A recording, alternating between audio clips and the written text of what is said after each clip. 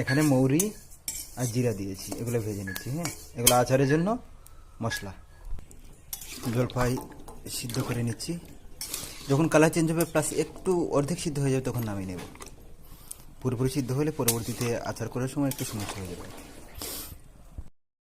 জলপাই সিদ্ধ হয়ে গেছে, ঠিক এরকম হলেই কিন্তু নামিয়ে নেব। হ্যাঁ,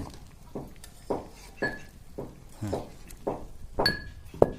এখানে আচারের মশলা, এখানে গুড় দিয়ে দিয়েছি, আর এখানে গুড় দিয়ে দিয়েছি, আর 1 চিমটি পরিমাণ লবণ দিয়ে দিয়েছি। এটা গলতে থাক।